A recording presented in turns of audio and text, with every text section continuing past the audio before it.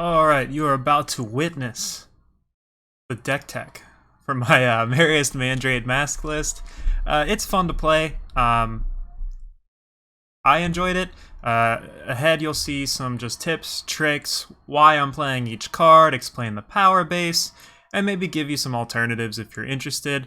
I noticed that only 30% of the people who are watching all of my videos are subscribed. So this is a call, a plead for more people to subscribe. The more subscribes I get, the more people that see my video, and the more progress I can make on my path to YouTube greatness. If you're interested in seeing any specific decks, feel free to link them down in the comments or hop in the Discord and let me know about them. And if you think this is interesting, toss me a like. Thank you. Alright, so I made a pile that is basically a life gain deck, and all you have to do to play this deck is to just not play against Milos ever, and you'll do well. Jokes aside, we're playing a Mask of Torment deck. Whenever you gain life, you gain more power, and this lets you ramp into some really fun effects. One of the most fun effects you can ramp into being paying 20 to play the Tormentor. Most often, we're not actually going to pay 20 for it, because we're also a Merriest Mandrake deck, which each Mandrake you have in play will decrease this card by half. So 1 Mandrake means Mask is 10, 2 Mandrakes means Mask is 5, and 3 means Mask is 3. So oftentimes we'll be playing Mask for 10, but you can potentially play it for 5 if you draw more than 1 Mandrake.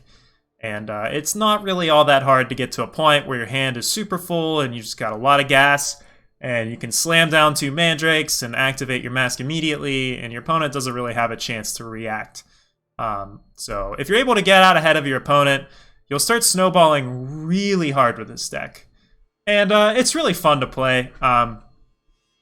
I used to play a similar version of this deck in the past, but we've got a lot of awesome new tools, new synergies to mess around with, and as I'm sure you're all aware, I've just been playing literally only World Pyre for like a month and a half, maybe longer. Feels like maybe a couple months.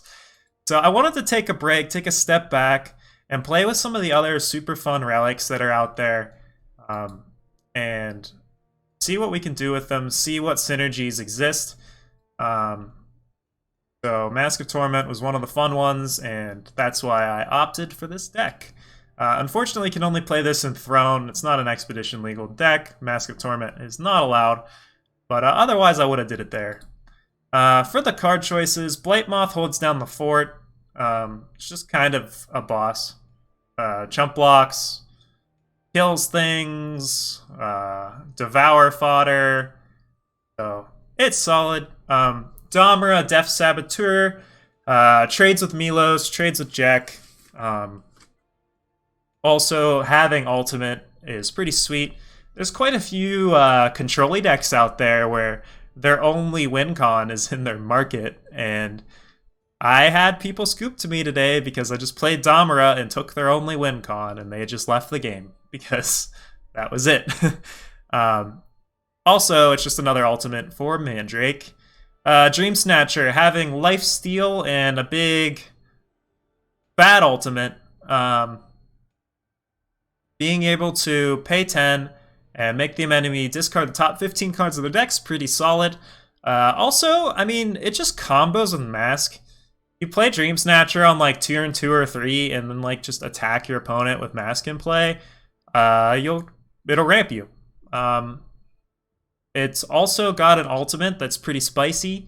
In a world where Broker exists and people are putting stuff on the top 20 cards of your deck, making them middle of the top 10 is just going to reduce that, theoretically reduce that number by half.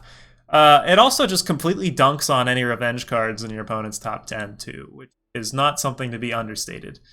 And if you ever pop the ability, it's going to get absolutely massive and gain you a ton of life, even if it trades in combat immediately. Making your opponent discard 10 and then gaining 17 life, or it'll probably be a little less because it's non-power. So gaining like 15 life and making your opponent discard 10 and just like also ramping you is insane. So Snatcher fills the role.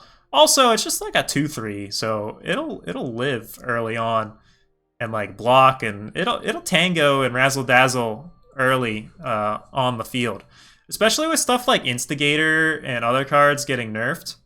There's not a lot of like, aside from maybe like a lead, there's not a lot of creatures Dream Snatcher doesn't just trade with now, as like everything else has been nerfed. Snatcher can trade in combat on like with 2-drops, which is sweet. Golem? Probably know what Golem is, but you know, 2 power, draw 2, devour it, draw 2 more. Pretty sweet. Mandrake makes ultimates cost half, and then when you use them, you gain 2 life and draw a card, and it does stack, as I mentioned earlier. Trailmaker, helping us gain influence and extra power is pretty sweet. Turn 3 Mask of Torment is hilarious. And my favorite hilarious card to follow up turn 3 Mask of Torment is Katra. We're a Katra deck. Not too much difficulty to add like 6 Vows to your deck and some Shadow Sigils, and boom, you can be a Katra deck.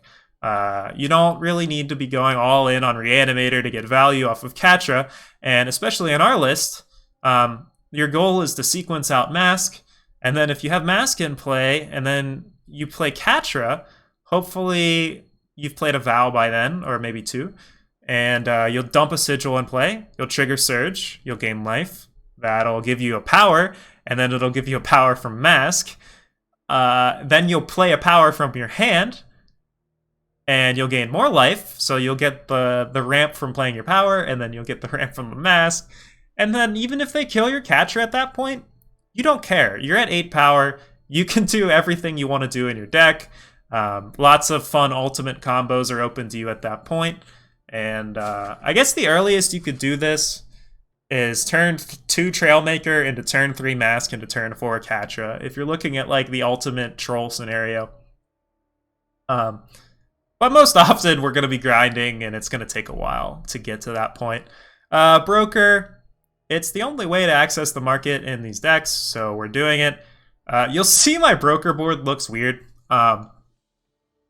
Temple Scribe is in here because if you draw too many brokers early on in the game, and you shuffle a bunch of 8-drops and 6-drops into the top of your deck, you're just gonna kill yourself real quick. And since we're playing a broker market, like our better cards like Nash, Timepiece, and Azindel, they're usually what you're gonna want to be grabbing anyway. So we don't really need that many like flex cards in the market. We can go without them and just add like a really cool Temple Scribe in, and it'll just replace itself basically and gain you life and give you chomp blockers in the process.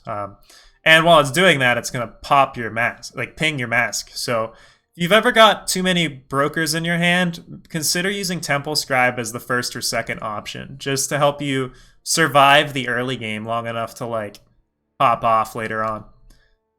Moving along, Akaria. She's a beast. I really shouldn't have to explain her, but kill an enemy unit or site, entomb, they discard their hand. I was annihilating my own Akaria like all day today, and it was fun. If you're playing against like Shenra's Feeks decks or you know, Harsh Roll decks, and they don't have Aegis, you can prevent a board wipe by just like you'll fill up your board, and they're trying to set up for like a big Harsh Roll turn or a big Shenra Speaks turn, so they're letting you fill your board and fill your board, and then you know, we ramp up a good bit too, so it's not that out of the question for us to have 8 power to play Akaria, kill a blocker, kill a site, and then just kill it immediately and just bop their whole hand. And then you can set up boards where if you just bop their hand, they lose. Also, combos of Dream Snatcher, which I didn't even really consider when I added it to the deck, but it's a non-zero synergy, we'll just put it that way. Severin actually kind of underperformed for me, but I wasn't able to do it in any of my games, but I really want to play Mask and then play Severin and just have the griefs like spinning around while Mask is going on. It just seems so good. My opponents would either concede before it happened, or I just died with Severin in my hand. So maybe this is the card to cut and just add more removal, or like main deck a Zindel or something. But yeah, Severin was kind of mediocre here. And then just for removal, we have Annihilate and Devour. So that's the list. It's fun. I had fun playing it. And it's just a cheeky little throne deck. Playing some of my favorite cards. We've got Mandrake in here. We've got Mask of Torment.